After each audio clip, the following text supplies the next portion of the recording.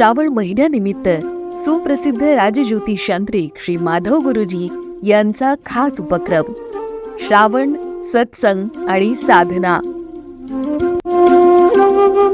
कैलास राणा शिवचंद्रमौळी फणींद्र माथा मुगटी जळाळी कारुण्य सिंधू भवदुःखहारी तुझ बीण शंभो मज कोण तारी. श्री सच्चिदानंद सद्गुरू श्री साईनाथ महाराज की जय. ओम साईराम. कार्तवीर्य आणि भगवान दत्तगुरू आज दोघंजण एका मोठ्या अशा मंदिरामध्ये बसलेले होते आणि मंदिरामध्ये आतमध्ये गाभाऱ्याच्या ठिकाणी भरपूर लोक होती, परंतु सभा मंडपामध्ये जिथे दोघं बसलेले होते तिथे कोणीच नव्हतं. आणि त्या ठिकाणी दोघंजणं बसलेले असताना भगवान दत्तगुरू आज फलाहार करत होते. काहीतरी फळं होते, ती फळांचा ते आहार घेत होते, फळं खात होते. आणि तेवढ्यामध्ये एक छान बाळ असं रांगत रांगत त्यांच्या दिशेने आलं आणि ते रांगत येणारं बाळ बघून त्यांना इतका आनंद झाला की त्यांनी स्वतः टाळ्या वाजवायला सुरुवात केली. आणि जशा टाळ्या वाजवायला लागल्या तसं त्या बालकाला खूप आनंद झाला. ते आणखीन हसायला लागलं. ते रांगत रांगत येत होतं, ते पायावरती म्हणजे की त्याच्या मांडी घालून बसलं आणि मग ते हातवारे करायला लागलं म्हणजे. आणि त्याच्यामध्ये ते इतके रमले की खूप काळ त्याच्यामध्ये निघून गेला. आणि मग त्याच्यानंतर ते बाळ ज्यांचं होतं ते म्हणले की बाळ कुठे असं शोधत ते आलं आहे. आणि ज्यावेळेला त्यांनी बघितलं की ते बाळ इथे बसलं आहे आणि मग ते असे काहीतरी खेळ करत आहे आणि ते खूप आनंदी आहे, ते खूप हसतं आहे. परंतु समोर कोण बसले ते दिसलं नाही, म्हणजे की त्यांना फक्त ते बाळ दिसलं आणि कार्तवीर्यही त्या ठिकाणी दिसला नाही.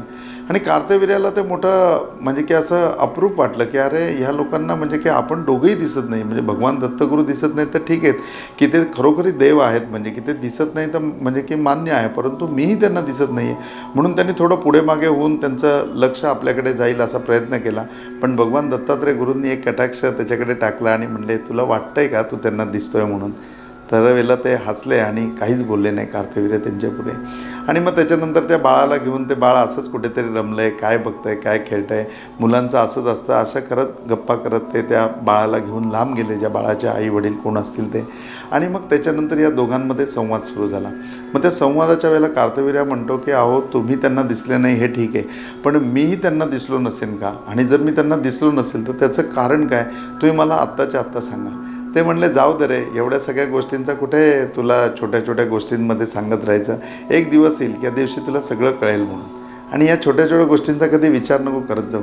हे बालक हे बघितलंस तू? म्हणले हो. किती छान वाटलं त्याच्याकडे बघून, किती आनंद होता आणि त्या आनंदामध्ये किती वेळ गेला आपल्याला कळलं तरी का? म्हणले खरंच कळलं नाही. म्हणले या बालकाला पण मी गुरु केलं आहे. या बालकाला तुम्ही गुरु केले? हो बोलले, बिलकुल या बालकाला मी गुरु केलेलं आहे. मग या बालकापासून तुम्ही काय घेतलं? म्हणे या बालकापासून मी आनंद घेतला की आयुष्यामध्ये फक्त माणसाने आनंद घ्यावा. हे बाळ जसं प्रारब्धाच्या पूर्णपणे सगळ्या गोष्टींवरती अवलंबून असतं, ते कुठल्या गोष्टीचा विचार करत नाही. बघा तुम्ही लहान मुलाला असं आपण हवेमध्ये उडवतो आणि मग त्याला हवेमध्येच आपण पकडतो. त्यावेळेला तो असा हवेमध्ये ज्यावेळेला आपण वरती उडवतो त्यावेळेला यत्किंचित भीती त्याच्या मनामध्ये नसते. तो जोरजोरात हसायला लागतो आणि आणखीन आपल्याला प्रोत्साहित करतो की आपण त्याच्याबरोबर आणखीन खेळावं, कारण त्याच्या मनामध्ये कुठलीही भीती नसते. तसं भगवान दत्तगुरू म्हणतात की आपल्या आयुष्यामध्ये ना मान अपमान या गोष्टीची इतकी चिंता लागलेली असते की त्या चिंतेमध्येच आपण आयुष्य जगत असतो. माणूस मेल्यानंतर चितेवरती जातो आणि त्याच्या अगोदर अख्खं आयुष्य चिंतेमध्ये जगलेला असतो. किती सुंदर वाक्य आहे बघा भगवान दत्तगुरूंचं की चीवरची एक जर टिंब आपण घेतलं तर ते टिंब घेतल्यानंतर ती चिंता होते आणि ज्यावेळेला आपण ते टिंब काढून टाकलं तर ती चिता होते. ते म्हणले मनुष्य अख्खं आयुष्य त्याचं चिंतेमध्ये काढतो आणि शेवटला चितेवरती जातो. मग असं न होता त्यांनी आयुष्यामध्ये जर हा मान अपमानाचा जो खेळ आहे तो काढून टाकला आणि भगवान प्रारब्धावरती विश्वास ठेवून पूर्णपणे आनंदाने आयुष्य व्यतीत केलं. मान आणि अपमान या दोन्ही गोष्टी जर सारख्या ठिकाणी आल्या तर आयुष्य किती बदलेल, माणसाच्या आयुष्यामध्ये किती आनंद असेल. आणि तो आनंद कुणाकडनं घ्यायचा तर या बालकाकडनं घ्यायचा.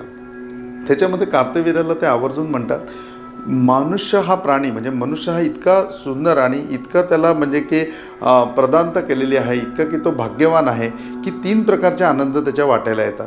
मग कार्तवीर्य म्हणला की 3 प्रकारचे आनंद कुठले आहेत? ते म्हणले पहिला म्हणजे जो येतो तो आनंद, दुसरा जो असतो तो ब्रह्मानंद आणि तिसरा जो असतो तो परमानंद. म्हणले मला समजलं नाही, मला तुम्ही असं उदाहरण द्या. बोले कार्तवीर्य आपण झाड लावल्यानंतर आपल्याला किती आनंद होतो. तो आनंद असतो ज्यावेळेला आपण झाड लावतो. ते झाड ज्यावेळेला मोठं होतं आणि त्याला फळं लागतात, फळं लागणं हा ब्रह्मानंद, की अरे वा, की आपण लावलेली म्हणजे की आपण केलेली मेहनत, आपण लावलेलं झाड आज फळाला आलं, आज त्याला फळ आलं म्हणजे तर तो ब्रह्मानंद. आणि मग ते फळ आपल्याला ज्यावेळेला खायला मिळतं, त्याची मधुरता ज्यावेळेला आपल्याला चाखता येते, तो परमानंद. म्हणजे की ते झाड लावताना झालेला आहे तो आनंद, त्याला फळं आलेली बघणं हा ब्रह्मानंद, आणि मग ते फळ खायला मिळणं हा परमानंद. अशा तिन्ही आनंदामध्ये माणसाने आनंदाने व्यतीत जर जीवन केलं आणि या मान अपमानाच्या गोष्टी जर बाजूला ठेवल्या तर त्याचं आयुष्य किती सुखकर होईल. मग त्याच्याबाबत त्या दोघांच्या जवळ चर्चा सुरू झाली आणि त्या चर्चेमध्ये मग वेगवेगळ्या गोष्टी या त्याच्यामध्ये एक एक निघत गेल्या. आता आनंदाच्या बाबतीमध्ये की आनंद नक्की कसा असावा, म्हणजे काही गोष्टीमध्ये म्हणजे की आनंद हा आपल्या आयुष्यामध्ये खूप जवळ असतो, परंतु तो आपल्याला घेता येत नाही. असे सगळे आशय भगवान दत्तात्रय गुरु हे आपल्या कार्तवीर्याला शिष्याला सांगत होते आणि कार्तवीर्य मन लावून ते ऐकत होता. आणि ते ऐकता ऐकता आपण असेच सगळेजण जनक राजाच्या दरबारामध्ये जाऊया. हा विषय आपल्याला आणखीन सुंदरतेने कळेल की आनंद जीवनामध्ये कसा उपभोगावा. आणि जनक राजाचा दरबार भरलेला आहे आणि जनक राजाच्या दरबारामध्ये अशी गोष्ट होती की तिथे विद्वानांची परिषद होती आणि त्या ठिकाणी विद्वानांच्या परिषदेमध्ये रोज कोणीही यावं आणि आपली विद्वत्ता सादर करावी. त्यांच्या विद्वानाला जर तुम्ही हरवलं तर तो त्यांचा जो विद्वान आहे म्हणजे त्या सभेचा जो मुख्य आहे तो जो विद्वान व्यक्ती आहे तो जलसमाधी घेईल. आणि तुम्ही जर त्याला हरवू शकले नाही, तुम्ही जर पराजित झाले तर तुम्हाला जलसमाधी घ्यावी लागेल. अशी ती ज्ञानाची विद्वानांची मोठी परिषद जनक राजाच्या दरबारामध्ये होती आणि खूप सारे विद्वान त्या परिषदेचे त्यांचे सदस्य होते आणि त्याच्यामधले एक विद्वान त्या दिवशी गादीवरती बसायचे आणि त्यांच्याबरोबर त्या ठिकाणी तो शास्त्राबरोबर शास्त्रार्थ व्हायचा. आणि तो शास्त्रार्थ होत असताना एक प्रश्नाचं उत्तर ऐकताना खूप लोकांना आनंद व्हायचा, खूप मोठं ज्ञान त्यातून मिळावं ही प्राप्ती होती. परंतु ते ज्ञान होत असताना प्रत्येक ज्ञानी माणसानेच तिथे यावं ह्याच्याकरता त्याचा पण असा ठेवलेला होता की तुम्ही जर त्या परिषदेमध्ये हरले, तुम्ही शास्त्रार्थ करताना तुम्हाला पुढे तो करता आला नाही, एखाद्या गोष्टीचं उत्तर तुम्हाला देता आलं नाही तर तुम्हाला जलसमाधी घ्यावी लागेल. आणि मग असा संपूर्ण त्या ठिकाणी विद्वानांची परिषद भरलेली आहे, विद्वानांची संपूर्ण एक सभा त्या ठिकाणी आहे. आणि त्या सभेमध्ये असताना त्या ठिकाणी त्या सभेमध्ये आज विद्वत्ता सादर करण्याकरता कोण आलेत तर अष्टवक्र ऋषी आलेले आहेत. अष्टवक्र ऋषींच्या आयुष्यामध्ये एक मोठी गोष्ट अशी होती की त्यांचे वडील त्या ठिकाणी शास्त्रार्थ करायला गेलेले होते आणि शास्त्रार्थ करताना अगदी काही क्षणांनी म्हणजे की काही मोक्याच्या अशा ठिकाणी ते निरुत्तर झाले आणि निरुत्तर झाल्यानंतर त्यांनी जलसमाधी घेतलेली होती.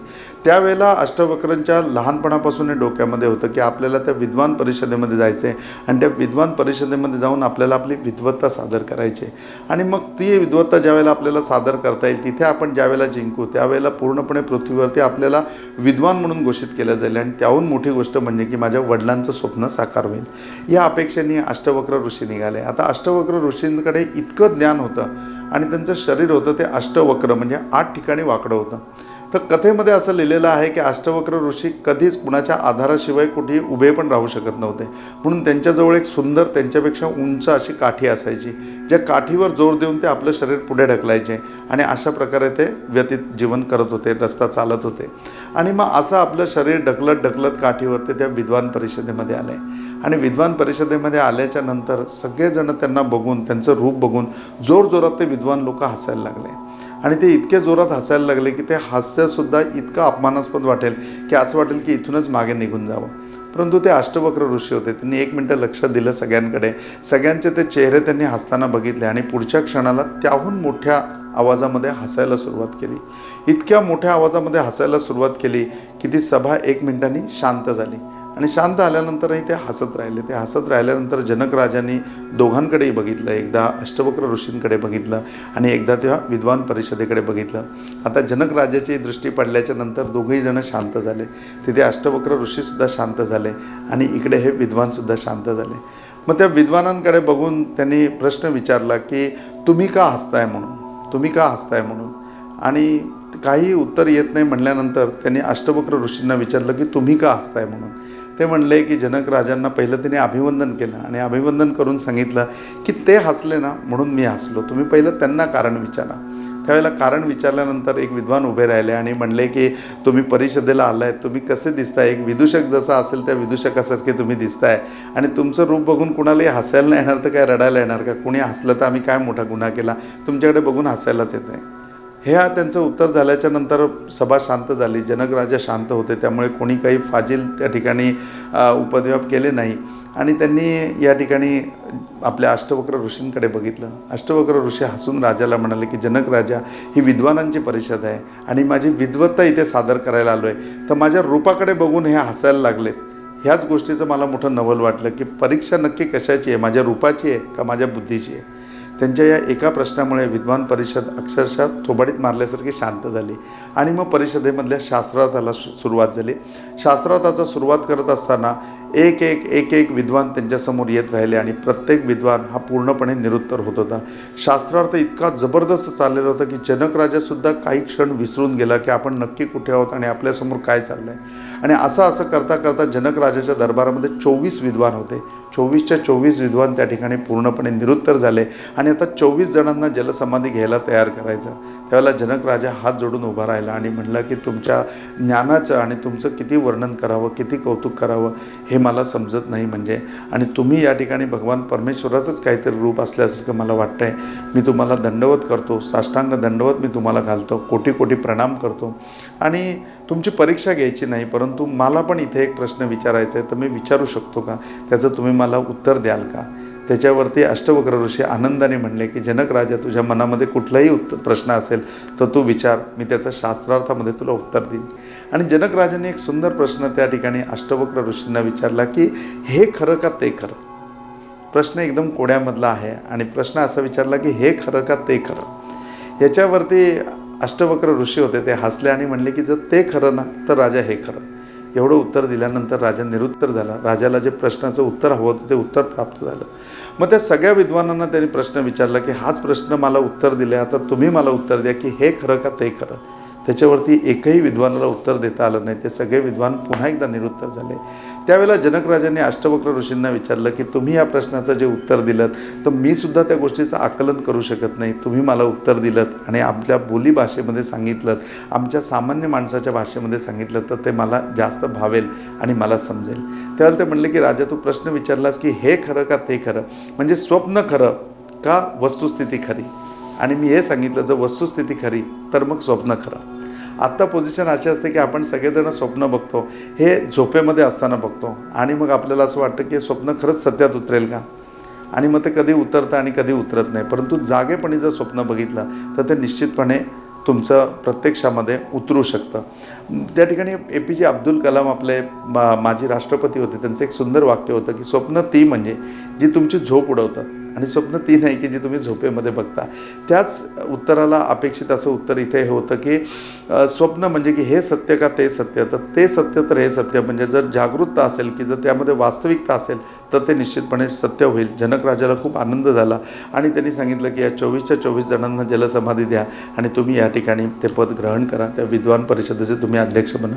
त्याच्या वेळेला ह्या गोष्टीची म्हणजे की ह्या त्यांनी दिलेल्या पूर्णपणे ऑफरची आपल्या भाषेमध्ये सांगायचं झालं तर अष्टवक्र ऋषींनी पूर्णपणे ती नाकारली आणि सांगितलं काही नाही राजा, मला हेच फक्त दाखवून द्यायचं होतं की शास्त्रार्थामध्ये किती मोठा आनंद आहे, शास्त्रार्थामध्ये किती मोठा आनंद घ्यायला पाहिजे आणि हा आनंदाचा आपण कशा प्रकारे त्याग करतोय. तर सर्वात पहिले म्हणजे की तुझी विद्वान परिषद खूप अभिमानी आहे आणि माझी अशी इच्छा आहे की यांना जलसमाधी देऊ नको. हे कुठेतरी आयुष्यामध्ये काहीतरी शिकलेले आहेत, कुठल्या तरी एका लेवलला गेलेले आहेत, त्याच्या पुढे आणखीन काही लेवलला ते जातील, काहीतरी आयुष्यामध्ये प्राप्त करतील आणि जलसमाधी देऊन त्यांना काय होणार आहे.